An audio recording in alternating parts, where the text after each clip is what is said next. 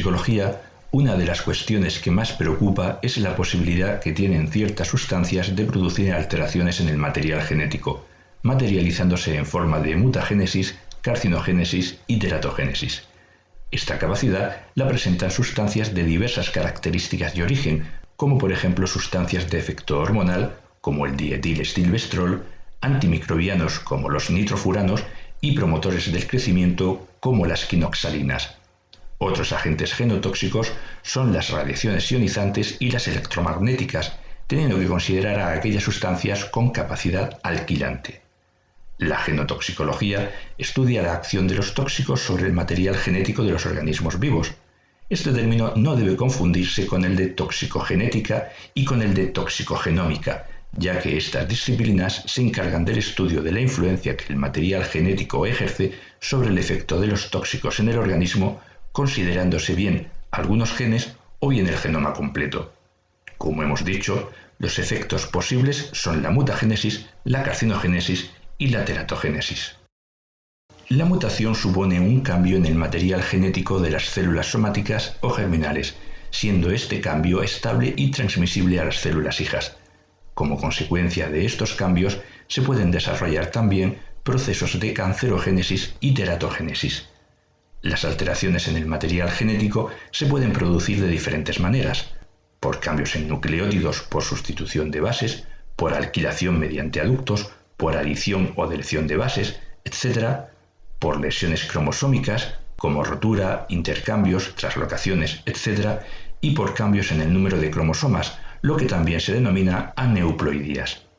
A partir de aquí, la célula muere por apoptosis, o bien se replica transmitiendo una mutación, o bien se repara evitándose la misma. Las radiaciones ionizantes, las electromagnéticas y los agentes alquilantes, entre otros, son agentes mutágenos.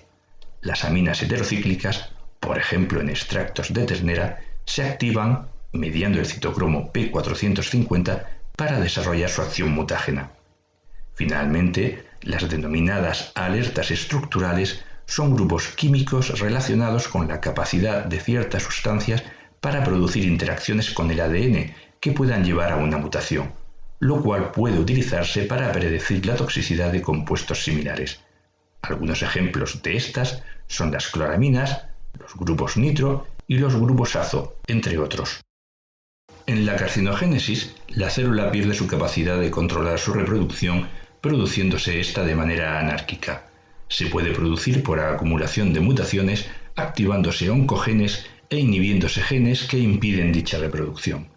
Las células resultantes son genéticamente diferentes de la original y los tumores que se originan por acumulación de estas células pueden ser benignos o bien malignos cuando invaden el organismo produciendo lo que se denomina metástasis. En realidad, la carcinogenicidad responde a una concatenación de eventualidades en la que intervienen muchos factores, dependientes tanto del agente que lo provoca como del individuo, ya que hay factores de susceptibilidad al cáncer, así como del medio ambiente.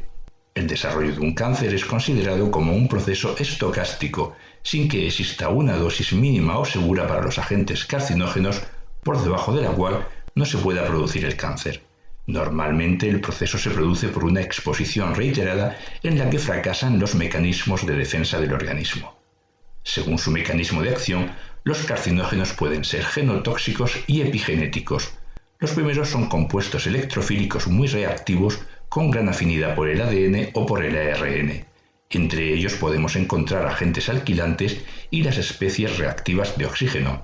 Entre los compuestos orgánicos genotóxicos encontramos los hidrocarburos aromáticos, las nitrosaminas y las aflatoxinas, y entre los elementos inorgánicos el cadmio, el cromo y el níquel. Muchos de los agentes cancerígenos necesitan de una activación previa que se produce fundamentalmente durante la fase 1 de la biotransformación, por lo que son considerados como procarcinógenos. Su unión covalente al ADN puede ser reparada por proteínas reparadoras o no. Aunque todos los cancerígenos genotóxicos son mutágenos, no todos los mutágenos son cancerígenos. Otro término a considerar es el de cocarcinogenicidad, que es la capacidad de aumentar la actividad cancerígena de dos o más sustancias cuando se absorben previa o simultáneamente. El proceso de desarrollo del cáncer tiene 3 etapas: iniciación, promoción y progresión, existiendo agentes que pueden producir alguno o todos los procesos.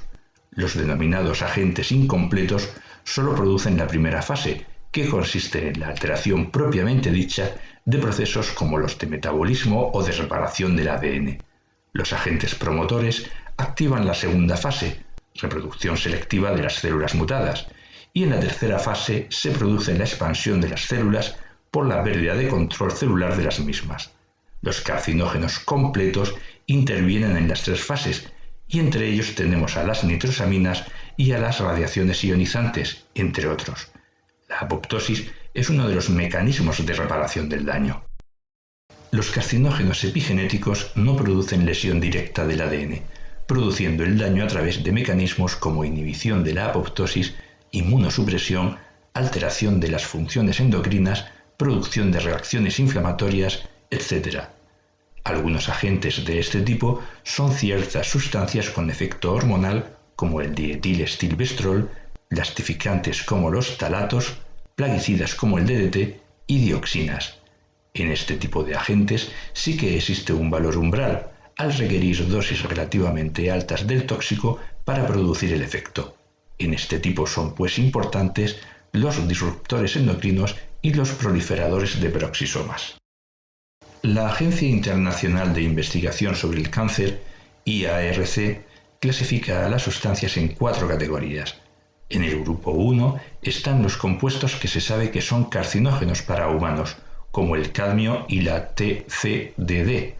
En el grupo 2A están los probablemente carcinógenos, como los compuestos de plomo inorgánico y el DDT. En el grupo 2B se incluyen los posiblemente carcinógenos para humanos, como los compuestos de metilmercurio, el dióxido de titanio y el cobalto. Finalmente, en el grupo 3 se incluyen los no clasificables, como el café y el cromo 3. El diccionario de la Real Academia Española define teratógeno como agente que produce malformaciones en el embrión o feto. Hay muchas sustancias teratógenas, en grupos como antibióticos, hormonas, contaminantes ambientales, etc. Un ejemplo clásico es el etanol, responsable del síndrome alcohólico fetal. Al igual que en los casos anteriores, otras fuentes pueden ser causa de teratogenicidad, como ciertos virus y radiaciones ionizantes. El efecto teratogénico puede ser desde una anomalía funcional hasta una malformación, pudiendo producirse la interacción del tóxico con el organismo en desarrollo en diferentes momentos. Antes de la concepción, con alteración de los gametos, en la concepción, con alteración de la fertilización y tras la concepción, sobre el huevo, sobre el embrión o sobre el feto, pudiendo producirse incluso intoxicación de este último. Como consecuencia del efecto teratogénico, se puede producir letalidad embrionaria o fetal, malformaciones, retraso en el crecimiento, defectos bioquímicos, etc. A este efecto hay que considerar que la barrera fetoplacentaria no es una barrera que impida al 100% el paso de los xenobióticos al feto.